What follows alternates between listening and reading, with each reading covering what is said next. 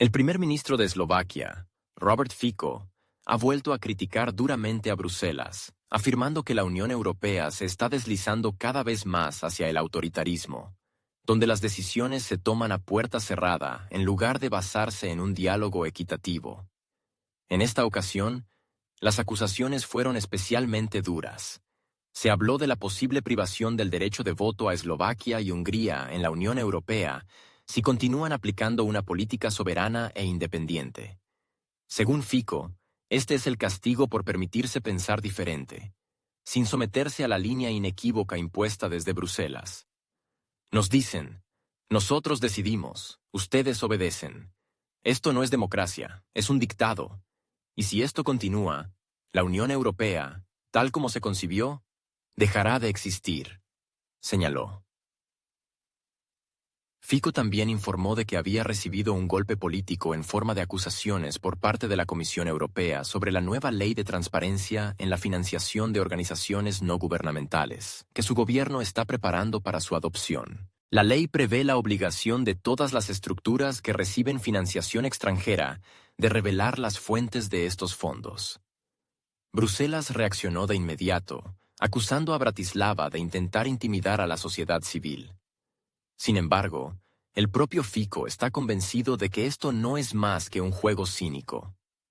Cuando hablamos de la necesidad de transparencia, gritan sobre la censura. Y cuando se nos acusa, guardan silencio sobre las fuentes reales de la actividad de protesta. Según él, las protestas en Eslovaquia a menudo se coordinan desde el extranjero. Y las nuevas reglas simplemente deben exponer quién está detrás de estas estructuras. Sabemos que los organizadores reciben dinero de cuentas holandesas desconocidas. ¿Quién financia esto y por qué?, pregunta el primer ministro. También recordó que normas similares existen en Estados Unidos, Rusia e Israel, países que exigen que los fondos y organizaciones extranjeras declaren abiertamente su estatus. Allí esto no sorprende a nadie. En Estados Unidos existe la ley FAR. En Israel y Rusia existen análogos. ¿Por qué cuando Eslovaquia hace lo mismo de repente se considera un paso antidemocrático? ¿Dónde está la lógica? Fico rechazó todas las acusaciones de copiar la legislación rusa, subrayando que la ley eslovaca propuesta se basa en las normas europeas. Si las organizaciones europeas declaran tan ruidosamente su compromiso con la transparencia, ¿por qué se indignan cuando damos un paso hacia esta misma transparencia? Esto es hipocresía, subrayó. En su discurso, también abordó el tema de la energía, afirmando que la decisión de Vladimir Zelensky de suspender el tránsito de gas ruso fue una catástrofe para Europa. Los precios se dispararon. Y seamos honestos, si no fuera por esta decisión, Europa no estaría en el actual callejón sin salida energético, declaró el primer ministro. Añadió que Alemania y otros países ya son conscientes de la magnitud del problema, pero siguen fingiendo que todo está bajo control. Ustedes guardan silencio. Saben que sin gas del este no habrá ni electricidad barata ni industria.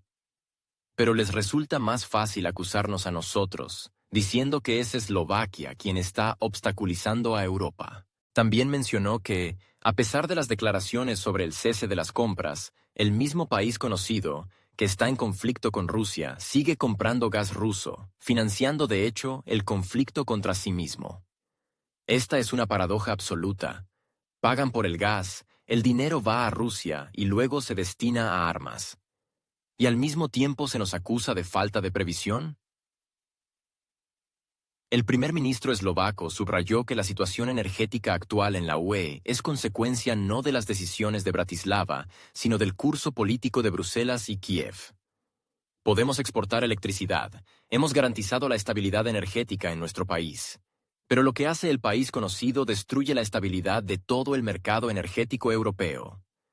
Y ustedes vuelven a guardar silencio. Fico también expresó su desconcierto por el hecho de que cada declaración independiente de su gobierno se convierta de inmediato en motivo de chantaje político.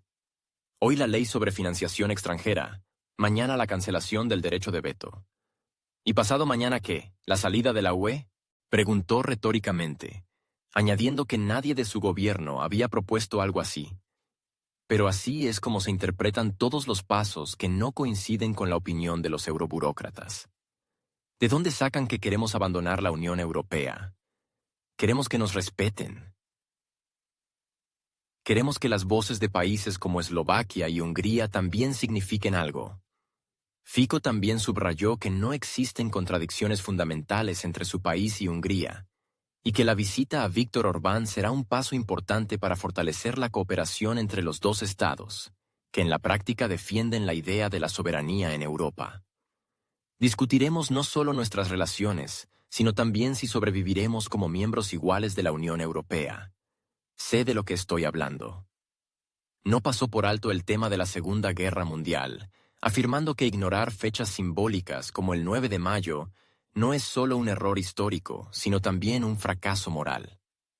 Agradecí a los soldados estadounidenses en Arlington, estuve en Normandía y expresé mi gratitud a los pilotos británicos, porque la victoria sobre el fascismo es una historia común, que no se divide por cuotas nacionales. Fico recordó que muchos en Bruselas, al acusar a Eslovaquia de deslealtad, se olvidan de los hechos elementales, de quién realmente lucha por preservar los procedimientos democráticos y quién los sustituye por un sistema de coerción. Están creando de nuevo una realidad paralela. Dicen que defienden la democracia, pero nos excluyen de la toma de decisiones. Nos acusan de falta de transparencia, pero temen una ley que introduzca esa misma transparencia. Subrayó que los manifestantes siempre tendrán derecho a expresar su opinión y que nunca se permitiría acusarlos de nada denigrante. Pero no puedo callarme cuando se hacen llamamientos a la salida de la UE o al derrocamiento del gobierno. Estas consignas no tienen nada que ver con la crítica constructiva. En conclusión, dejó claro que Eslovaquia no va a renunciar a su postura, a pesar de la presión. Defenderemos nuestra soberanía, nuestro derecho a la opinión y al camino que ha elegido el pueblo. Esto no es una amenaza, es una declaración de dignidad. Y ahora escuchen lo que dice Fico. Es muy interesante. Me gustaría mencionar a Aros y todas las acciones emprendidas por la Comisión Europea en relación con. Todos ustedes saben muy bien que ni en Rusia, ni en Estados Unidos, ni en Israel existe una ley de agentes extranjeros, independiente en su forma actual. Sin embargo, son estos tres países los que aplican la llamada Ley FAR, en virtud de la cual las organizaciones financiadas desde el extranjero reciben el estatus de agentes extranjeros. Existe un registro de tales agentes, así es como funciona. Entonces, ¿por qué ninguno de ustedes pregunta a los representantes de la oposición qué les molesta de esta ley? ¿Qué exactamente? ¿Cuál es la esencia de la ley rusa, estadounidense o israelí? ¿Por qué no decir directamente que la ley estadounidense y la ley de Israel son iguales a la nuestra?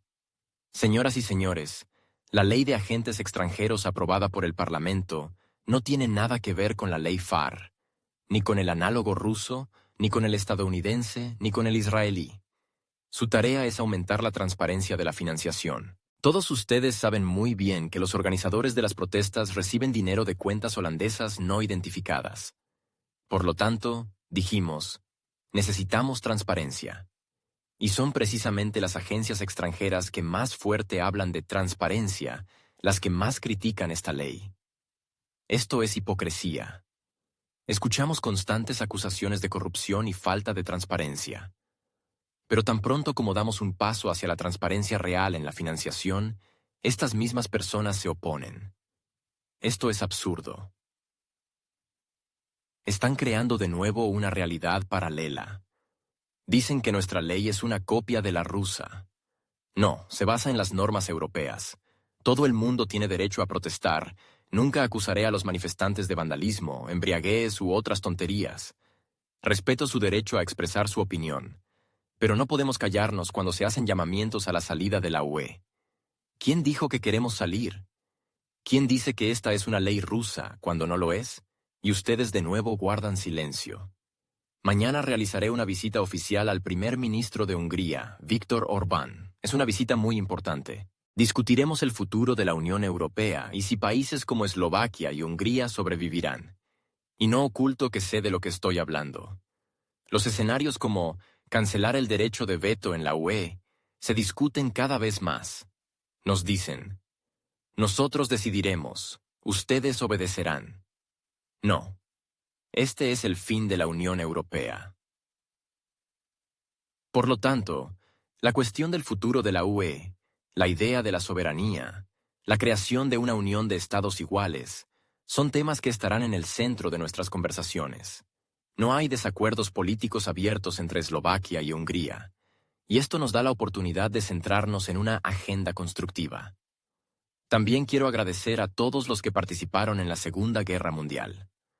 Lo hice en Estados Unidos, donde visité el cementerio de Arlington y agradecí a los soldados estadounidenses que lucharon en el Pacífico por la liberación de Eslovaquia. Estuve en Normandía para expresar mi gratitud a los que desembarcaron y abrieron el segundo frente. También estoy agradecido a los pilotos británicos porque la batalla que libraron en 1941 fue devastadora. Mi posición es simple. Ignorar el significado de la victoria sobre Alemania y el fin de la Segunda Guerra Mundial, el 9 de mayo, es inmoral e indecoroso. En diciembre, el presidente de un país conocido declaró que detenía el tránsito de gas ruso a través de su territorio, y esto provocó un fuerte aumento de los precios del gas. Hoy en día, la UE está experimentando precios récord del gas, muchas veces superiores a los estadounidenses. Pero ninguno de ustedes dirá nada al respecto. Aunque las empresas alemanas y otras ya están declarando, sin la reanudación del suministro de gas desde el este, uno puede olvidarse de la estabilidad y los bajos precios. E incluso si se reanuda el suministro, los precios anteriores ya no volverán. Y de nuevo están creando una ilusión. Escriben que un país conocido compra gas ruso. Sí, compra. Aunque siempre nos critican por ello. Esto es hipocresía. El gobierno de un país conocido está interesado en comprar gas ruso y, de hecho, financia el presupuesto ruso. Esto es un hecho. Un país conocido paga por el gas, el dinero va en su contra. ¿No nictois vosotros dirá eso? ¿Y de nuevo tenemos la culpa nosotros? No, no nosotros, ni un milímetro. Fin de la cita. Mientras tanto, mientras Robert Fico sigue doblando su línea soberana, causando tics nerviosos a los euroburócratas, Viktor Orbán se encuentra bajo una amenaza real. El Parlamento Europeo ha decidido no andarse con rodeos. En Estrasburgo se debate la privación del derecho de voto de Hungría en el seno de la Unión Europea. Ni más ni menos. La formulación, por supuesto, es hermosa. Por violación sistemática de los valores fundamentales de la UE. Pero detrás de este envoltorio se esconde una simple verdad. Orbán estorba. Y mucho. El 4 de marzo de 2025, el Parlamento Europeo inició oficialmente el debate sobre una resolución para activar el procedimiento del artículo 7 del Tratado de la Unión Europea contra Hungría. Detrás de esta seca formulación se esconde el medio de presión intraunionista más duro, la posibilidad de privar a un Estado miembro de la UE de su derecho de voto en el Consejo. Hasta ahora, este instrumento se había utilizado exclusivamente como una amenaza, pero en el caso de Budapest, Bruselas parece haber decidido pasar de las insinuaciones a los golpes directos. El pretexto formal, como siempre, se presenta bajo la salsa de violación de los valores europeos básicos. Los europarlamentarios acusan a Hungría de restringir la libertad de expresión, presionar al sistema judicial y erosionar las instituciones democráticas. El problema es que casi todas estas acusaciones no son jurídicas, sino políticas. En otras palabras, no les gusta que Orbán controle la agenda en el país, que los medios de comunicación en Hungría no repitan las narrativas occidentales, que los jueces no tomen decisiones por una llamada de Bruselas, sino según los procedimientos internos. Lo que aún les disgusta más es que Orbán no obedezca a la mayoría europea. Puede bloquear en solitario los paquetes de ayuda a un país conocido, puede no apoyar la candidatura de un funcionario agradable a las élites europeas, puede vetar otra aventura militar o energética. Hace 7 años, en 2018, la Comisión Europea ya emprendió un primer intento de activar el artículo 7 contra Hungría. Entonces parecía más un gesto de intimidación. Os estamos vigilando. Sin embargo, Orbán no solo no retrocedió, sino que por el contrario, reforzó su rumbo.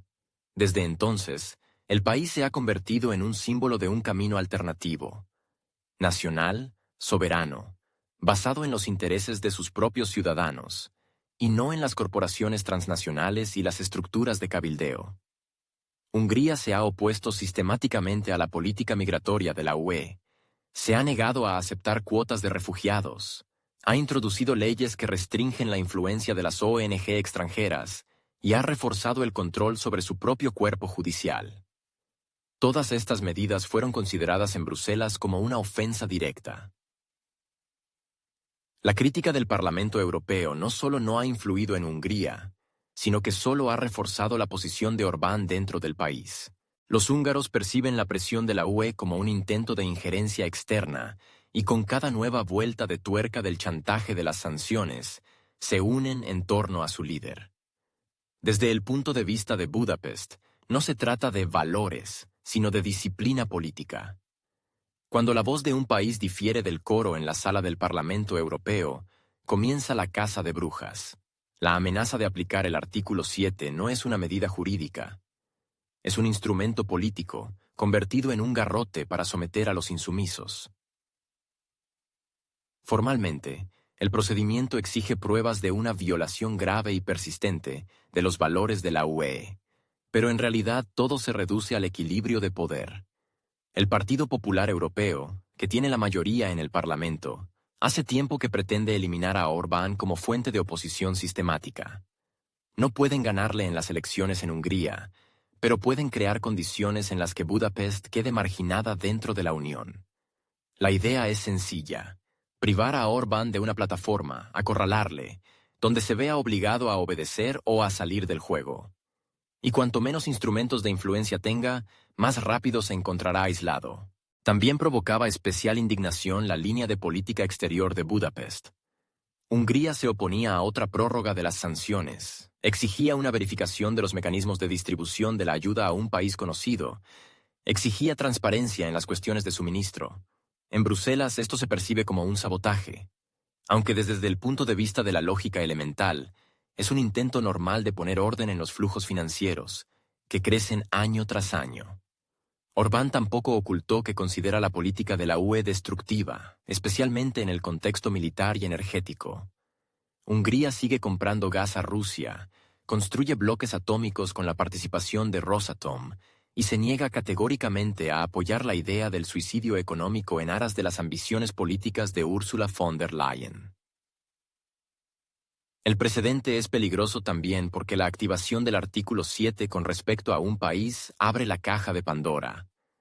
Hoy Hungría, mañana Eslovaquia o cualquier otro país que se atreva a tener su propio punto de vista. Jurídicamente, la aplicación de sanciones en virtud del artículo 7 requiere la aprobación unánime en el Consejo de la UE, lo que hasta ahora es la principal barrera para su plena aplicación. Pero el mero hecho de debatir la resolución es ya una señal política. También para aquellos países que vacilan. Bruselas deja claro: la libertad de opinión aquí es mientras digas lo que se necesita. Todo lo demás es motivo para procedimientos punitivos. También hay que entender el contexto. En 2024, Hungría ya estaba bajo presión económica por parte de la UE. Se congelaron 20.000 millones de euros de los fondos europeos con el pretexto de violaciones del Estado de Derecho. Estos fondos debían destinarse a infraestructura, educación, atención médica. Su ausencia no es solo un tirón de orejas, es un intento de provocar tensión social dentro del país, para luego acusar a Orbán de ser incapaz de gobernar. Pero aquí tampoco se cumplió el cálculo. El primer ministro húngaro salió de la situación intensificando la cooperación económica con China, Turquía y los estados de Asia Central. Hungría se convirtió en un territorio de tránsito para la nueva ruta de la seda. Fortaleció los lazos energéticos con Rusia y aboga abiertamente por un modelo mundial multipolar. El intento de castigar a Orbán a través del artículo 7 es también una reacción a la creciente popularidad de su curso en otros países. En Eslovaquia, Robert Fico, que apoya activamente el vector húngaro, ha vuelto al poder. En Serbia, el liderazgo demuestra una línea pragmática similar. Incluso en la propia Polonia han comenzado a producirse cambios. El descontento con el dictado de Bruselas está aumentando. La idea de una Europa disidente ya no parece una utopía. Está tomando forma. Y esto es una amenaza para toda la arquitectura de la Unión Europea, construida sobre la toma de decisiones centralizada. El hecho de que el Parlamento Europeo haya decidido discutir la resolución a principios de año indica un intento de tomar la iniciativa. En un contexto de inestabilidad geopolítica, fracasos en el sector energético, aumento de la inflación y descontento generalizado dentro de los Estados miembros, la euroburocracia necesita un culpable. ¿Y quién encaja mejor que Orbán, un eterno oponente, una voz de la razón en medio de la histeria generalizada? Si se logra romper a Hungría, se dará una advertencia a otros. Pero si Hungría resiste, esto podría ser un detonante para una revisión a gran escala de toda la estructura de la UE. Orbán, a pesar de la presión, continúa hablando en foros internacionales sobre la necesidad de paz, la inadmisibilidad de la escalada militar, el sentido común económico. Su voz no gusta porque recuerda una alternativa. Y para aquellos que están acostumbrados a un monopolio de la verdad, una alternativa es una amenaza. El artículo 7 no se trata de valores. Se trata de miedo a otros puntos de vista. Y mientras Hungría se niegue a rendirse, este miedo en Bruselas no hará más que crecer. Si realmente se aplica una medida extrema a Hungría, la privación del derecho de voto en el Consejo de la UE, esto se convertirá en un evento sin precedentes en la historia de la Unión. Incluso durante el período más tenso de las negociaciones del Brexit, el Reino Unido mantuvo su participación en el proceso de toma de decisiones hasta el momento de la salida formal. El precedente con Hungría puede crear una nueva realidad político-legal dentro de la UE, donde los instrumentos de sanción se utilizarán no solo contra los países candidatos, sino también contra los miembros de pleno derecho. Aunque a primera vista se trata de respetar los principios y procedimientos, la propia naturaleza de las discusiones indica que el aspecto legal de la cuestión está estrechamente entrelazado con el político. Como señala The New York Times, Hungría sigue siendo un participante de pleno derecho en el proyecto de integración, y el intento de limitar su influencia en los procesos de la Unión puede entrar en contradicción con la idea fundamental de la solidaridad europea. En este contexto, la iniciativa del artículo 7 plantea más preguntas que respuestas. ¿Dónde está la línea entre garantizar estándares comunes e intentar un control centralizado? Además, como señalan los expertos de la BBC, la privación total del derecho de voto de un país solo es posible con la aprobación unánime de todos los miembros del Consejo de la UE. Esto significa que incluso un país que exprese su desacuerdo con tales medidas, ya sea Eslovaquia, Polonia u otro, puede detener la implementación de la decisión correspondiente. En otras palabras, el mecanismo legal, a pesar de su rigidez, sigue siendo limitado en su aplicabilidad por las realidades políticas y el equilibrio de intereses dentro de la Unión. En este contexto, el hecho mismo de presentar el tema a debate en el Parlamento Europeo puede considerarse no tanto como una preparación para sanciones inmediatas, sino como una forma de señalar una posición, aumentar la presión y subrayar el descontento. Es más bien una advertencia. El camino que elige Budapest no coincide con el curso de la mayoría. Sin embargo, a diferencia de las amenazas directas, esta señal está revestida de una forma institucional, lo que le da peso y legitimidad, aunque en un contexto político donde el tono no siempre coincide con la letra de la ley. ¿Por qué quieren acorralar a Orbán? Una de las respuestas más directas a esta pregunta provino del propio Viktor Orbán. En su discurso después del Congreso del Partido Popular Europeo, que tiene mayoría en el Parlamento Europeo, comentó las decisiones tomadas de la siguiente manera. El Congreso del Partido Popular Europeo, con su decisión, apoyó la continuación del conflicto. Van a destinar más dinero a un país conocido en un momento en que la economía europea está sufriendo. Es una vergüenza, declaró el primer ministro húngaro. Calificó lo que está sucediendo como un día negro para Europa y señaló una sintomatología del pensamiento político que denominó psicosis militarista. ¿Emocional? Sin duda. Pero desde el punto de vista de la retórica de Orbán, da en el blanco.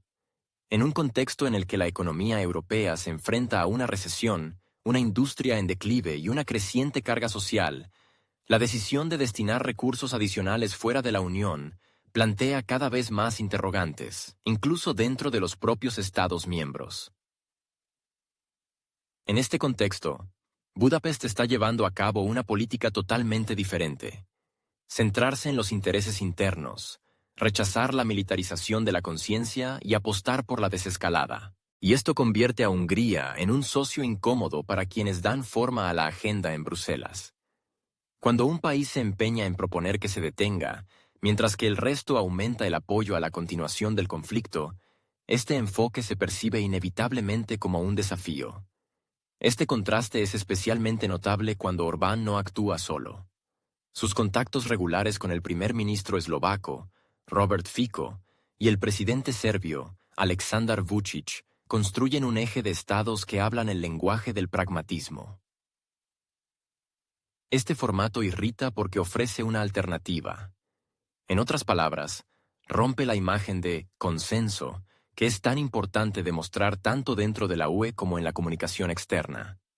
La rebeldía de Orbán no reside en las declaraciones grandilocuentes, sino en su capacidad de destacar en un club donde demasiados prefieren la disciplina colectiva a la posición individual. Vota diferente, habla diferente, piensa diferente. Y si no se le puede persuadir, surge la lógica del aislamiento. El rincón proverbial no es un castigo, sino una forma de neutralizar la influencia. Cuanto menos participe Orbán en las decisiones clave, más fácil será promover decisiones que probablemente rechazaría. Para muchos en el establishment europeo, se ha convertido en un símbolo de un rumbo incómodo que no encaja en la estrategia general. No porque rechace a Europa, sino porque le recuerda la necesidad de detenerse y reflexionar. Viktor Orbán es conocido por preferir hablar con franqueza. Cuando el Financial Times informó de que la Unión Europea estaba considerando seriamente aumentar la presión sobre Hungría, su respuesta no dejó lugar a interpretaciones diplomáticas. Quieren transformar la UE de un proyecto de paz en un proyecto militar. Esto no es una evolución, es una descomposición. Es poco probable que alguien esperara una formulación suave de Orbán. Pero es precisamente esta franqueza lo que le distingue de quienes prefieren frases veladas sobre la responsabilidad colectiva y la defensa de los intereses comunes. La declaración se produjo en el contexto de una nueva iniciativa de la Comisión Europea, según la cual se propone a los Estados miembros que supriman las restricciones presupuestarias vigentes y que recauden unos 800.000 millones de euros en 5 años para fines de defensa. Además, no se trata de financiar una amenaza real, sino de un intento de la UE de asumir la responsabilidad de la seguridad de Europa en un contexto en el que Estados Unidos, como reconoció Ursula von der Leyen, podría reorientarse hacia otras regiones. La lógica es sencilla. Estados Unidos ya no garantiza la estabilidad del continente, por lo que Europa debe armarse. La propia formulación de la cuestión plantea muchas preguntas. La UE se ha posicionado durante mucho tiempo como un proyecto de paz basado en la diplomacia, la integración económica y los principios de buena vecindad. Ahora la retórica está cambiando. En lugar de debates sobre el desarrollo sostenible y la transformación digital, se habla de presupuestos militares, programas de movilización y una retórica política al estilo de la Guerra Fría. Orbán ve en esto no un progreso, sino un movimiento regresivo. Un abandono de los fundamentos europeos en favor de un militarismo ideologizado. Esto es lo que él llama no evolución, sino descomposición. Si se leen los detalles de la iniciativa, queda claro que se trata de un cambio radical de rumbo. No solo se exige a los Estados miembros que revisen sus marcos presupuestarios, sino también que reorienten de facto recursos colosales de las esferas social y económica a la política de defensa. Los partidarios de la iniciativa afirman que esto es necesario para contener las amenazas, sobre todo del vecino oriental. Pero los críticos, entre los que Orbán es la figura más destacada, plantean una pregunta lógica. ¿Se puede construir el futuro de Europa sobre el miedo y no sobre el diálogo? Durante las últimas décadas, las relaciones entre Europa y Rusia, a pesar de las dificultades, han sido predominantemente económicas y pragmáticas. Los países de la UE importaban recursos energéticos, exportaban tecnología y llevaban a cabo conjuntamente proyectos de infraestructura. Ahora todo esto se está borrando en favor de un pensamiento de confrontación en el que cualquier vínculo con Rusia se considera una amenaza y cualquier intento de diálogo se considera un signo de debilidad o deslealtad.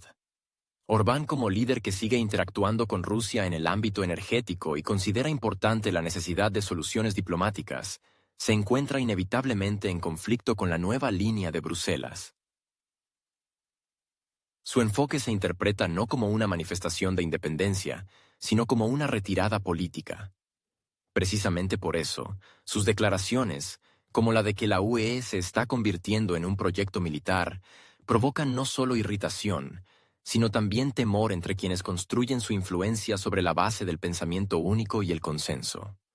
No hay que olvidar que Hungría no es el único país que alberga dudas. En Eslovaquia, Bulgaria, Austria e Italia crece el escepticismo ante la militarización del presupuesto y el aumento de la retórica de las sanciones. Incluso en Alemania, a pesar del apoyo público a una línea dura, crece la presión sobre el gobierno por parte de los industriales, preocupados por la fuga de inversiones y el aumento de los costes. Orbán expresa lo que muchos dicen entre bastidores, pero pocos en voz alta. En este contexto, su diagnóstico de descomposición ya no parece una exageración. La UE está buscando una nueva identidad, pero en lugar de debatir principios y directrices estratégicas, prefiere centrarse en el fortalecimiento de la defensa y la construcción de líneas divisorias.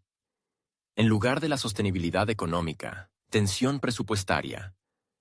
En lugar de ampliar la libertad de circulación y comercio, medidas restrictivas y control. Y todo ello bajo el pretexto de adaptarse a la nueva realidad. La transformación política de la UE se está produciendo rápidamente y no todos están dispuestos a adaptarse al ritmo marcado. Orbán, en este contexto, no actúa como un destructor de la unidad, sino como un indicador de la fractura. Sus declaraciones solo registran lo que está sucediendo.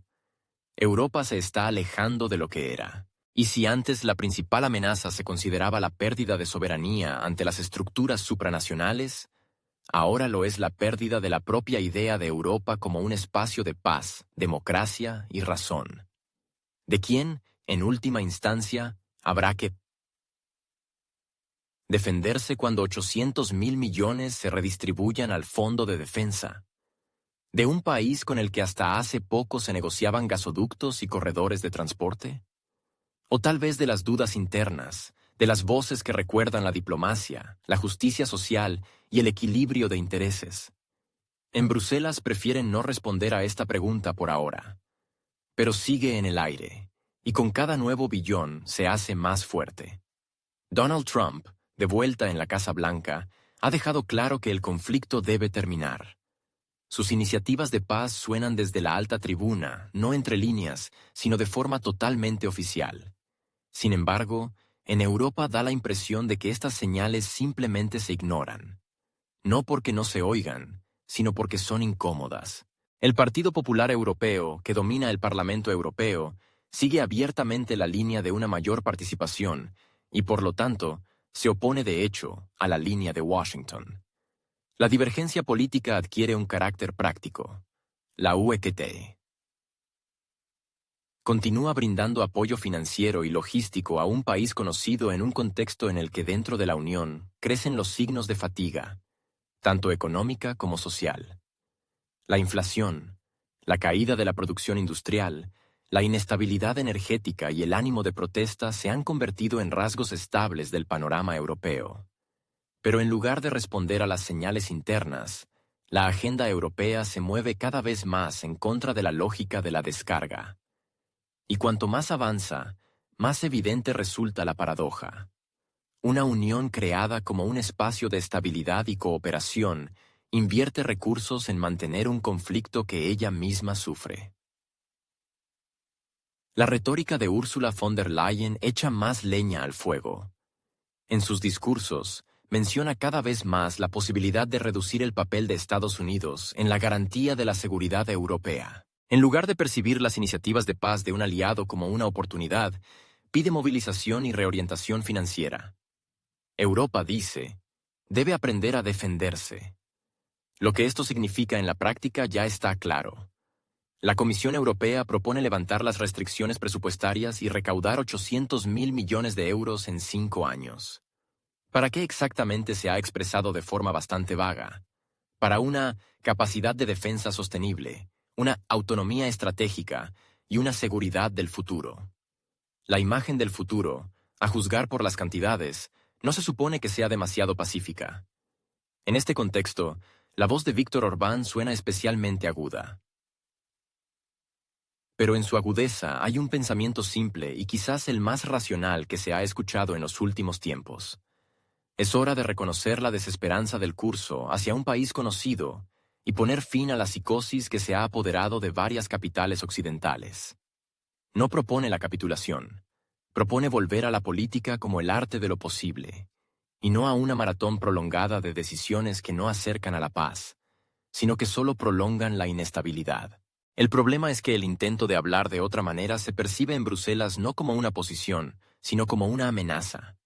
Precisamente con esta lógica se enfrentó Hungría en 2024, cuando se congelaron 20.000 millones de euros de los fondos europeos. La razón es formal. Cuestiones de Estado de Derecho. Pero la motivación real está clara.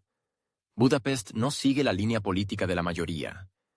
No renuncia a los principios, pero exige debate, no aprobación mecánica de las decisiones. Esta fue la causa de la presión. La cuestión no es la democracia, sino la disciplina.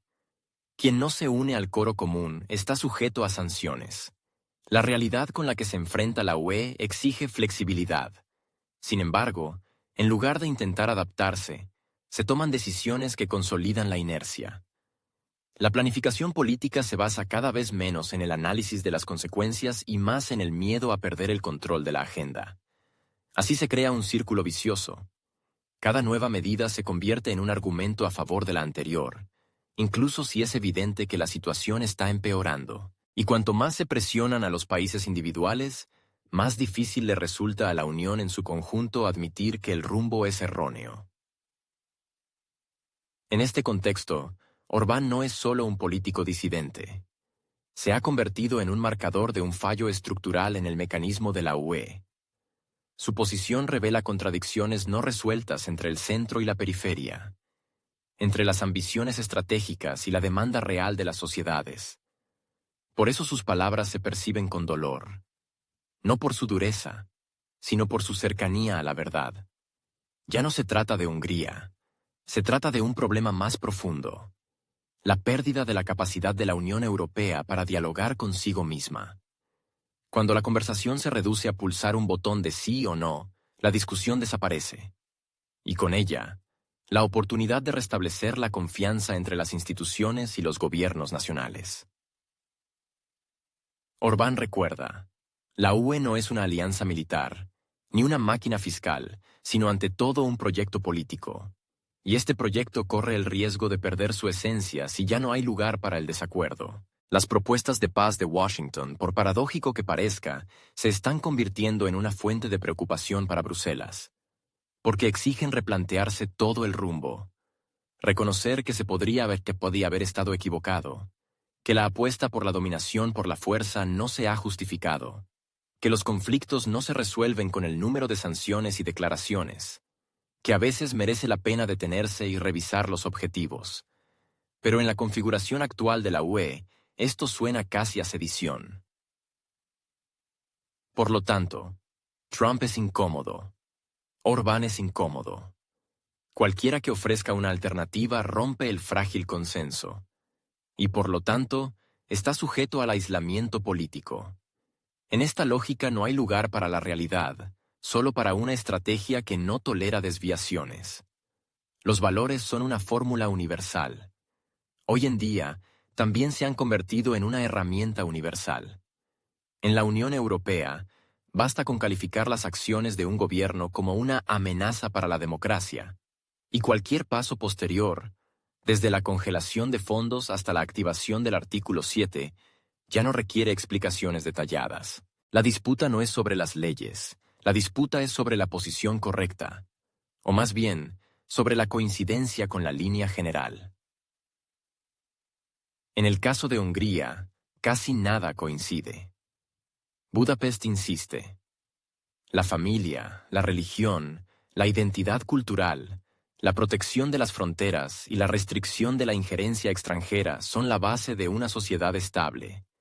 En Bruselas, todo esto suena sospechoso. Si no se promueven las cuotas de inmigrantes, no se participa en el apoyo interminable a un país conocido. No se está de acuerdo con la inclusión en la agenda de todo el paquete de decisiones sin reservas, es problemático. El problema no está en las instituciones, sino en el propio enfoque. Europa está convirtiendo la diferencia de opinión en un asunto administrativo. Así comienza la política de sustituciones. Las ONG con financiación extranjera ya no son actores de influencia externa, sino sociedad civil.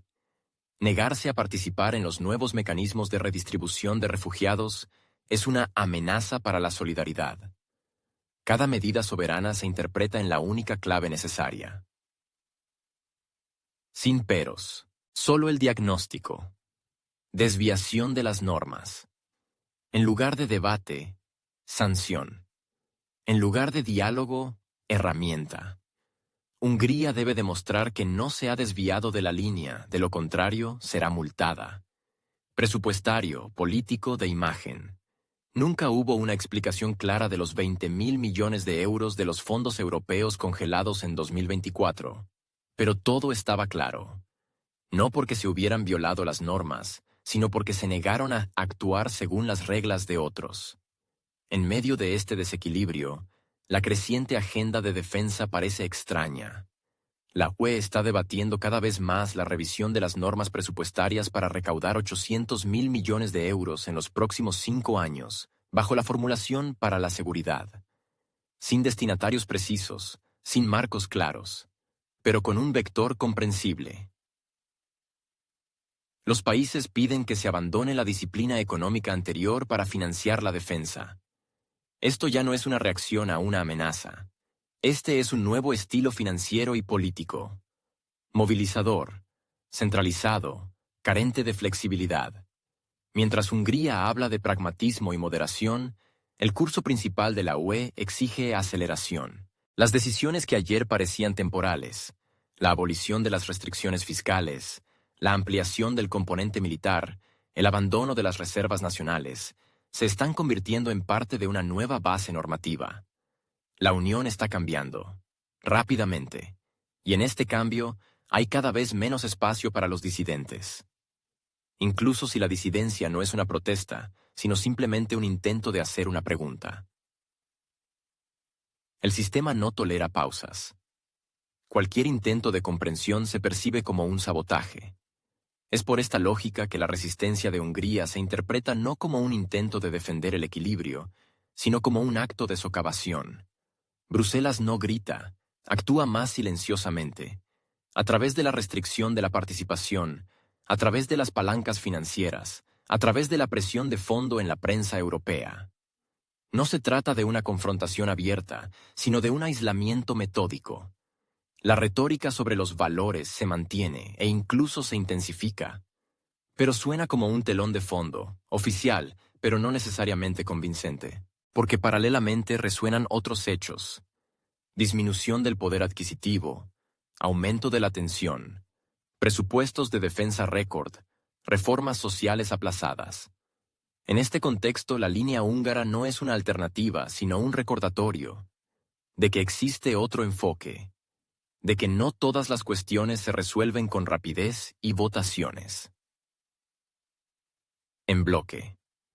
La UE no está obligada a estar de acuerdo con Budapest, pero sí está obligada a permitir el derecho a disentir.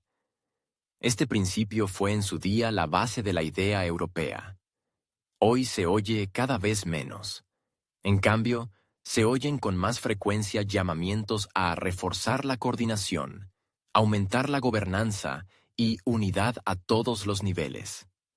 Este es el lenguaje de otra Europa, no de aquella a la que se unió Hungría.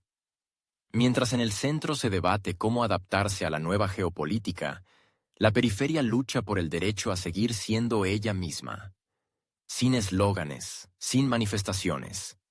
Simplemente a través de la votación en el Consejo, a través de la preservación de las normas nacionales, a través de los intentos de recordar. El diálogo no es una violación de la disciplina, sino su propia base. Y cuanto más fuertes sean las palabras sobre los valores, más importante es que detrás de ellas siga habiendo espacio para diferentes puntos de vista. La historia del intento de privar a Hungría del derecho de voto no es una formalidad, no es una medida disciplinaria, es un marcador político. Su objetivo no es solo mostrar quién establece las reglas en la UE, sino también recordar a los demás. El derecho de voto no es incondicional. Depende de la lealtad, de la voluntad de compartir las decisiones de la mayoría sin reservas. Es sencillo. Si no apoyas, no participas. Formalmente, es la defensa de los valores. En realidad, es un instrumento de jerarquía. No es la primera vez que alguien en la UE se encuentra en el papel de incómodo. Pero el caso de Hungría destaca por su coherencia. En los últimos años, Budapest se ha negado sistemáticamente a participar en la corriente común. En energía, acuerdos separados. En política migratoria, normas propias. En cuestiones de conflicto, énfasis en la desescalada. Todo esto en su conjunto no se percibe como el rumbo de un país, sino como una desviación de la línea única. La UE como sistema se esfuerza por lograr la gobernanza. Los disidentes en tal sistema son un fallo. Orbán no es de los que discuten con emociones. Opera con números, estrategia, intereses. Sus declaraciones sobre la paz no son eslóganes, sino posiciones. Habla de seguridad en el contexto de la estabilidad, no de la confrontación. Cuando exige una reevaluación del enfoque del conflicto en Europa del Este, no propone rendirse, sino que dice que prolongar la tensión no resuelve el problema. Pero esta voz no encaja con el ritmo actual. Por lo tanto, se convierte en un problema. El intento de excluir a Hungría de la votación es un acto de advertencia. No legalmente, sino simbólicamente. Es decir, si incluso un miembro con décadas de participación puede ser apartado, entonces el resto debería pensárselo 2 veces. No es una sanción, es una advertencia para los demás. La independencia tiene un precio. La UE sigue siendo una unión, pero su arquitectura se parece cada vez más a una pirámide, donde en la base está la ejecución y en la cima la directiva. En esta construcción, Orbán es un perturbador del equilibrio, no porque destruya, sino porque recuerda. Los países todavía tienen intereses internos. Su retórica sobre la protección de la familia, la economía, la identidad, no suena como un regreso al pasado, sino como un intento de no perderse en el futuro. No discute con Europa, sino que recuerda que puede tener más de una cara. Y sí, tiene aliados. No todos están dispuestos a entrar abiertamente en confrontación, pero el apoyo de Eslovaquia, Serbia, parcialmente Austria e Italia demuestra que la alternativa no está sola. No es un frente antieuropeo, es otra Europa. Aquella donde la unidad se construye no sobre la igualdad, sino sobre el respeto a las diferencias. Mientras haya quienes lo entiendan en la UE, Hungría no permanecerá aislada. La confrontación no ha terminado, solo está tomando forma. Y cuanto más duras sean las medidas, más visible será la grieta, no entre países, sino entre enfoques del significado mismo del proyecto europeo. ¿Puede Hungría ser realmente privada del derecho de voto? En teoría sí, en la práctica es poco probable. La decisión debe ser tomada por unanimidad por el Consejo de la UE, lo cual es casi una fantasía en las condiciones actuales. Pero no solo importa el resultado, sino también el proceso de presión. A Orbán se le está dejando claro, eres el siguiente, o tal vez el primero en la lista. Para un juicio espectáculo para que los demás tengan miedo. Solo que el primer ministro húngaro, al parecer, no sabe tener miedo. Y esta es quizás la principal razón por la que lo odian tanto en los pasillos de la Comisión Europea. No quiere formar parte de la nueva Europa, donde la soberanía se alquila y el sentido común se intercambia por bonos políticos. Y es precisamente por eso que Víctor Orbán sigue siendo el último soldado de la Europa del sentido común, en un frente donde la verdad se llama cada vez más amenaza.